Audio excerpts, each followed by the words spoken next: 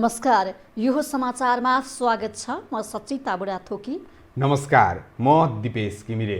सुरु गरौँ अहिलेसम्मका प्रमुख समाचारबाट।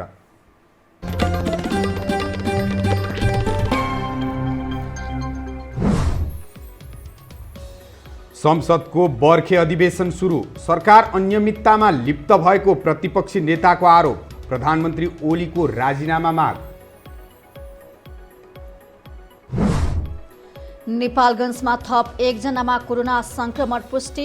परीक्षण बढाउन र भरपर्दो बनाउन सांसदको माग।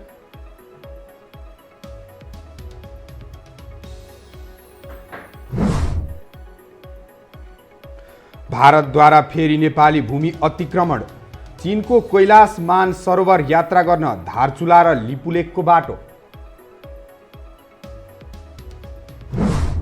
घर फर्किन नदिएको भन्दै चिनिया नागरिकले गरे सिंहदरबार अगाडि प्रदर्शन। प्रहरीसँग झडप।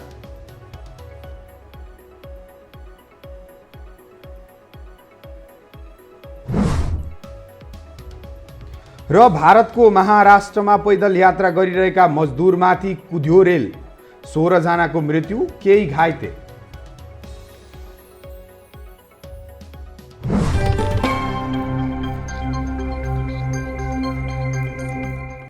अब समाचार विस्तारमा। संघीय संसदको 6औं तथा बजेट अधिवेशन सुरु भएको छ। सभामुख अग्निप्रसाद सापकोटाले राष्ट्रपति विद्यादेवी भण्डारीबाट अधिवेशन आह्वान सम्बन्धी पत्र पढे लगत्तै अधिवेशन प्रारम्भ भएको हो।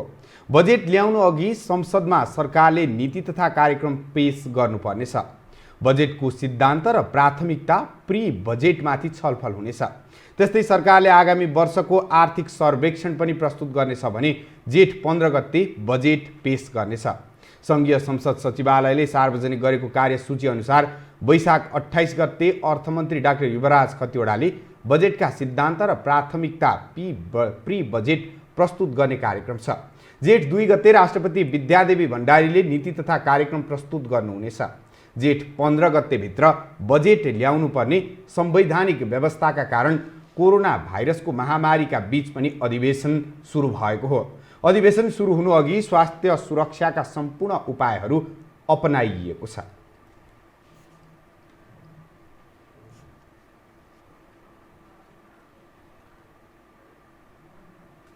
नेपालमा थप 1 जनामा कोरोना भाइरस पोजिटिभ देखिएसँगै कुल संक्रमितको संख्या 102 पुगेको छ। स्वास्थ्य तथा जनसङ्ख्या मन्त्रालयका प्रवक्ता डाक्टर विकास देवकोटाले नेपालगञ्जमा रहेको भेरी अस्पतालमा पीसीआर प्रविधिबाट गरिएको परीक्षणमा आज 1 जना संक्रमण पोजिटिभ देखिएपछि कुल संक्रमितको संख्या 102 पुगेको बताउनुभयो।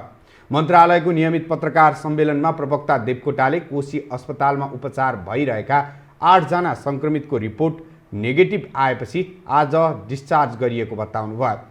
अहिलेसम्म कुल पीसीआर प्रविधिबाट 15,492 र आरटीडी विधिबाट 54,531 जनाको कोरोना परीक्षण गरिएको छ।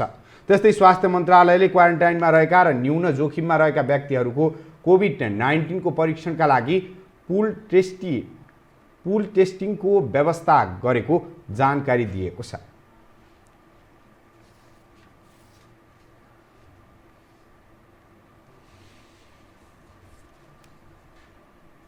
अब बाँकी समाचार।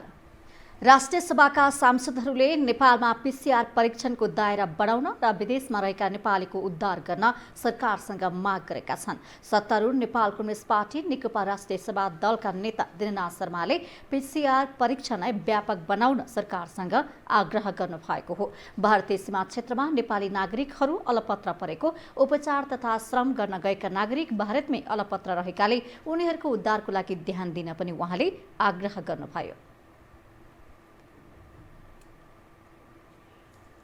नेपाली कांग्रेसका दलका नेता राधेश्याम अधिकारीले कोरोना महामारीका कारण मुलुकको अवस्था अन्यलग्रस्त बनेको भन्दै स्वास्थ्य सामग्री अभावमा पर्याप्त परीक्षण हुन नसकेको बताउनु भएको छ। उहाँले नागरिकको स्वदेश फर्किन पाउने अधिकारमाथि अवैध बन्देज सरकारले लगाएको आरोप समेत लगाउनु भएको हो। सांसद प्रमिला कुमारीले नेपालमा पर्याप्त पीसीआर परीक्षण नभएकाले वास्तविक संक्रमितको तथ्याङ्क आउन नसकेको बताउनु भएको छ। उहाँले कोरोना नियन्त्रणको लागि सम्पूर्ण स्वास्थ्य सामग्रीको व्यवस्थापन समेत गर्न आग्रह गर्नुभयो।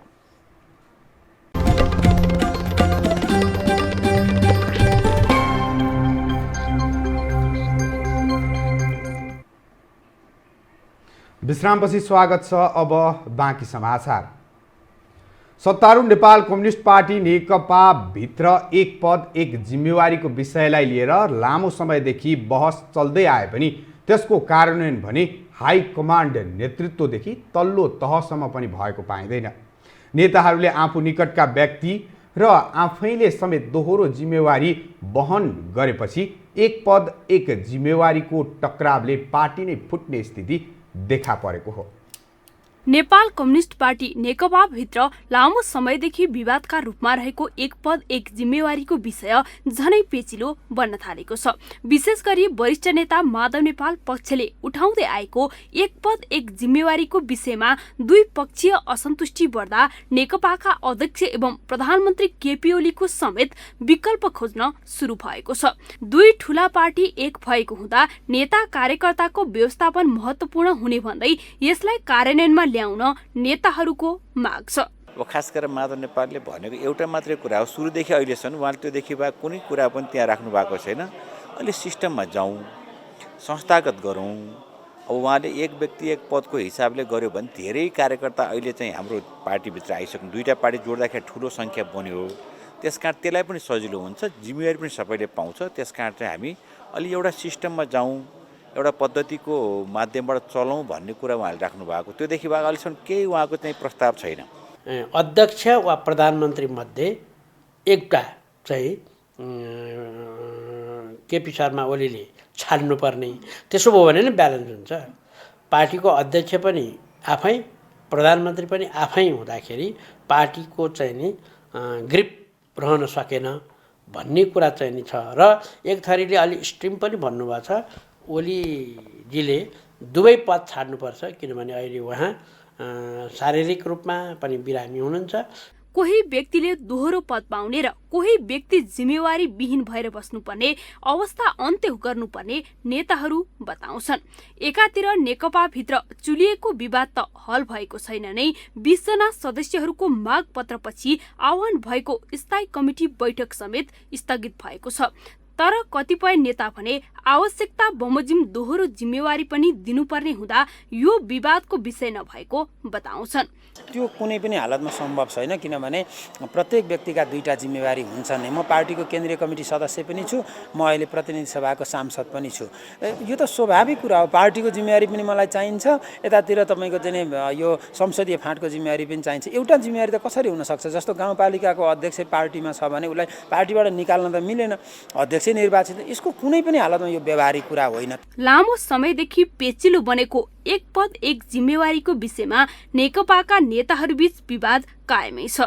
यसले गर्दा कोही व्यक्ति जिम्मेवारी विहीन र कोही माथि जिम्मेवारी थुप्रिएको भन्दै नेताहरू असन्तुष्ट देखिएका हुन्। यो हो टेलिभिजनका लागि कान्ति न्यौपाने, काठमाडौँ। बर्खे अधिवेशन सुरु भएकै दिन आज प्रतिपक्ष दलका सांसदहरूले सरकारको कार्यशैलीप्रति तीव्र असन्तुष्टि जनाएका छन्। अहिलेको विषम परिस्थितिमा सरकार मूल मुद्दाबाट चुकेको भ्रष्टाचार र अनियमिततामा लिप्त भएको भन्दै शीर्ष नेताले प्रधानमन्त्रीको राजीनामा समेत माग गरेका छन्।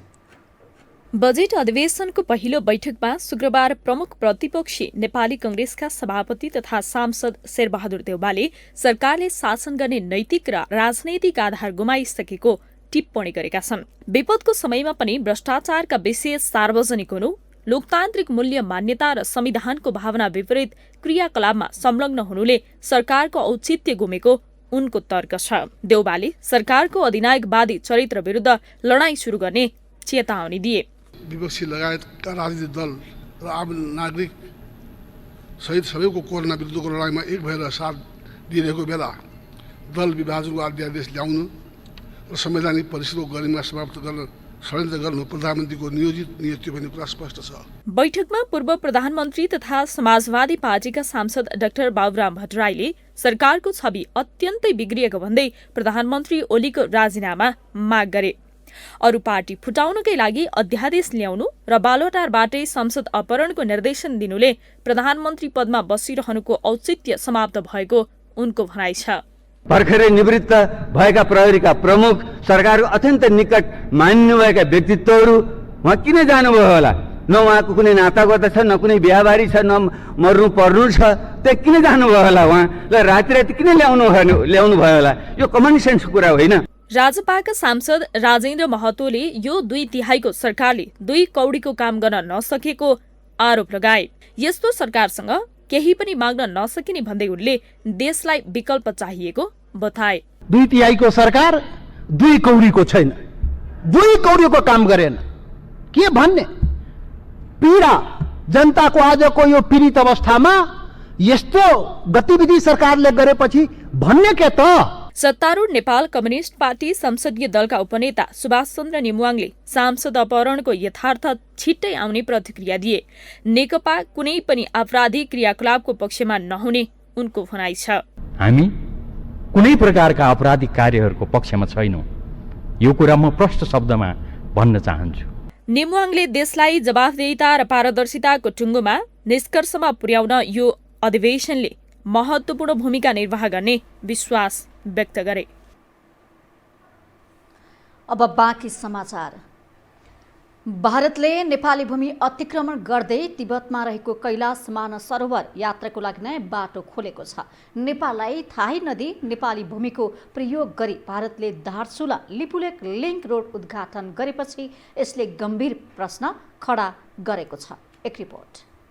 भारतले उसको उत्तराखण्ड स्थित धारचुला क्षेत्रको पिथौरागढबाट नेपालको दार्चुलाको गुन्जी क्षेत्र हुँदै लिपुलेक पुग्ने सडक मार्ग खोलेको छ। भारतका रक्षा मन्त्री राजनाथ सिंहले भिडियो कन्फरेन्स मार्फत उक्त सडक मार्ग उद्घाटन गरेका हुन्।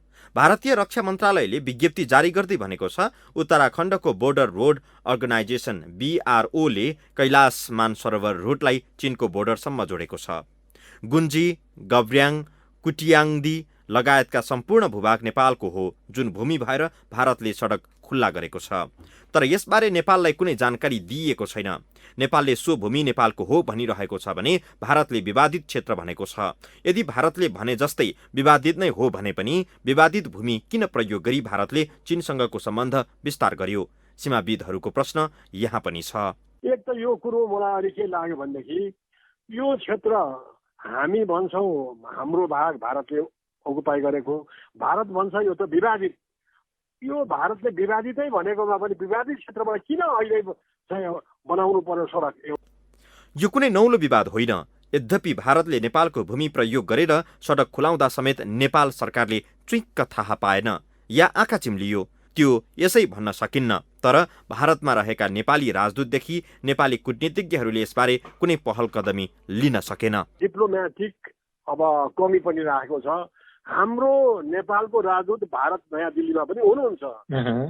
उहाँले यो गन्ध चाल पाउनु अघि भएको छैन। अब त्यसकारणले यदि उहाँले गन्ध चाल पाउनु भएको भएदेखि त उहाँले रिपोर्टिङ नेपाल सरकारलाई, परराष्ट्र मन्त्रालयलाई, प्रधानमन्त्रीलाई गर्नुहुन्थ्यो होला र अनि प्रधानमन्त्रीले पनि, हाम्रो प्रधानमन्त्री केपी शर्मा ओलीले भारतको प्रधानमन्त्रीसँग डाइरेक्ट टेलिफोन गरेर यो के हो, किन हो, यस्तो उद्घाटन आज नगरियोस् भनेर भन्न सकिन्थ्यो नि। आजदेखि प्रतिनिधि सभा बैठक समेत सुरु भएको छ। तर नेपाली भूमिमाथि भएको भारतीय प्रहार बारेमा कुनै सांसदहरूले बोलेनन्। सर्वे अफ इन्डियाले नेपाली भूभाग समेत भारततर्फ पर्ने गरी नोभेम्बर 2019 यता 2वटा राजनीतिक नक्सा प्रकाशन गरेपछि नेपालमा यसको चर्को विरोध भयो। त्यसबेला पनि नेपालले भारत र चीनसँग दरिलोसँग आफ्नो धारणा राख्न सकेन।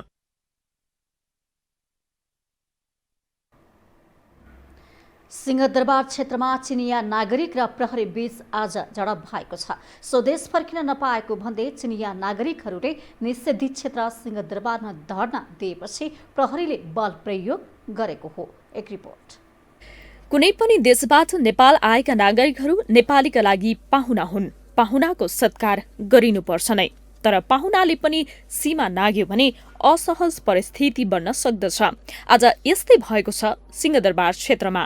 कोरोना संक्रमणका बीच नेपाल आएका चिनिया नागरिकहरू अकस्मात लकडाउन घोषणा भएसँगै नेपालमै रोकिएका थिए। तीमध्ये 33 जना चिनिया नागरिक स्वदेश फर्कन पाउनुपर्ने भन्दै सिंहदरबारमा धरना दिन पुगेका थिए। बिना कुनै जानकारी लकडाउनको निषेधित क्षेत्र तोडेपछि प्रहरीले नियन्त्रणमा लिन खोज्ने क्रममा झडप भयो। प्रहरीले सम्झाउने क्रममै चिनिया नागरिकहरूले नेपाल प्रहरीमाथि ढुङ्गा प्रहार गरेपछि स्थिति तनावपूर्ण बनेको हो।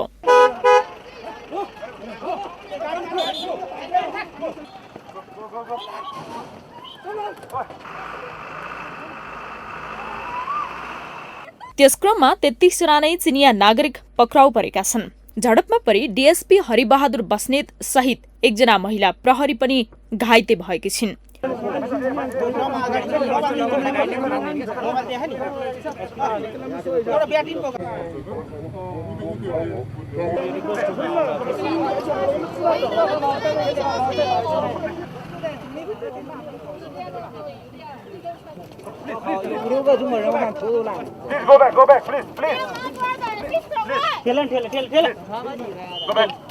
चिनिया नागरिकतर्फ 3 जना घाइते भएका छन्। विभिन्न देशले आफ्ना नागरिकहरूको उद्धार गरिरहेको अवस्थामा चीनले पनि उसको नागरिक उद्धारमा ध्यान दिनुपर्दछ।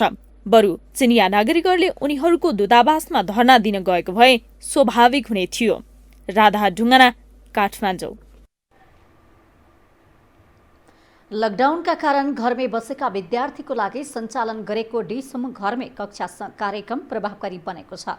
15 लाखभन्दा धेरै ग्राहकलाई सेवा दिइरहेको डिसमले 4 देखि 10 कक्षासम्मका विद्यार्थीहरूलाई लक्ष्य गरी अङ्ग्रेजी, गणित, नेपाली र विज्ञान विषयका कक्षा सञ्चालन गरिरहेको छ। डिसमले च्यानल नम्बर 114 मा कक्षा 10 को, च्यानल नम्बर 115 मा कक्षा 9, 8 र 7 को र च्यानल नम्बर 117 मा कक्षा 6, 5 र 4 को पाठ्यक्रमहरू बिहान 8 बजेदेखि बेलुकी 8 बजेसम्म प्रसारण गर्दै आएको छ। विद्यार्थी लक्षित सञ्चालन गरेको कक्षाबाट करिब 30 लाख विद्यार्थीहरू लाभान्वित भएको कम्पनीका जनरल म्यानेजर रमेश साकोटाले जानकारी दिनुभएको छ।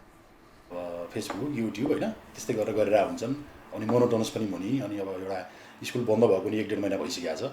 त्यही कुरामा हामीले कुरै गर्दाखेरि अब एउटा चाहिँ कस्तो भने यो बेलामा यदि हाम्रो डिसमको नेटवर्क हामी 75 जिल्लामा लगभग 17 जिल्लामा भनौँ न 18 लाखभन्दा बढी ग्राहक छन् भने हामी हरेक वार्डमा हरेक टोलमा हामी पुगेका छौँ भने सरकारले भनौँ न यो शिक्षाको हिसाबले पहिला पनि हामीले डिसममा एजुकेसन च्यानल भनेर हामीले 10 कक्षाको यो एसई प्रिपेरेसन क्लास भनेर हामी चलाइरहेको थियौँ। त्यसमा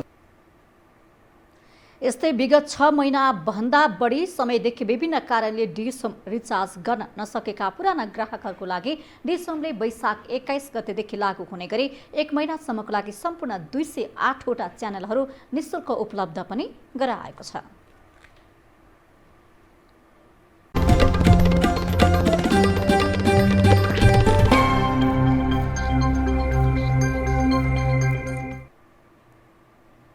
विश्रामपछि स्वागत छ। अब अन्तर्राष्ट्रिय समाचारको पालो।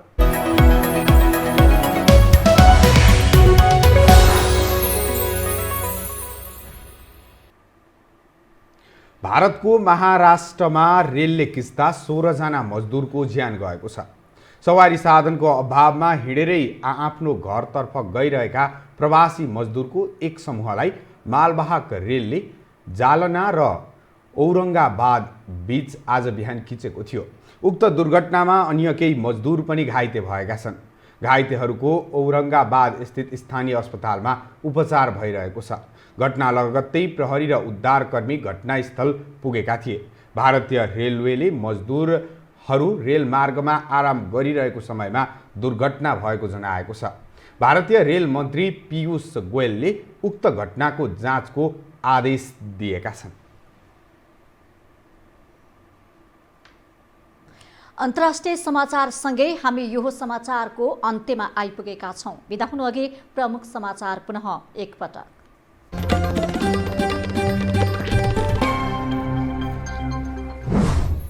संसदको बर्खे अधिवेशन सुरु, सरकार अनियमिततामा लिप्त भएको प्रतिपक्षी नेताको आरोप, प्रधानमन्त्री ओलीको राजीनामा माग।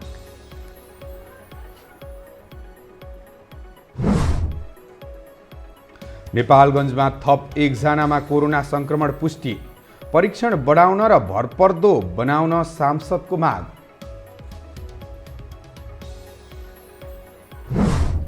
भारतद्वारा फेरि नेपाली भूमि अतिक्रमण, चीनको कैलाश मानसरोवर यात्रा गर्न धारचुला लिपुलेकको बाटो।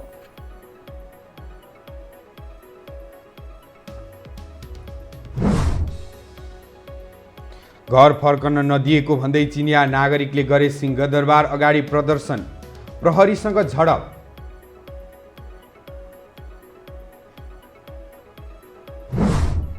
र भारतको महाराष्ट्रमा पैदल यात्रा गरिरहेका मजदुरमाथि कुद्यो रेल, 16 जनाको मृत्यु, केही घाइते।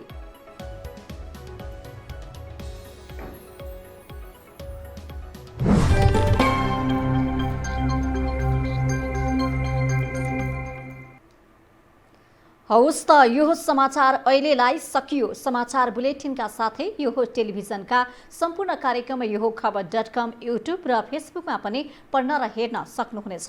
मोबाइलमा यो टिभी एप डाउनलोड गरी हामीलाई प्रत्यक्ष हेर्न सक्नुहुनेछ। तथ्यसहितको निष्पक्ष समाचारका लागि यो टेलिभिजन हेर्दै गर्नुहोला। नमस्कार।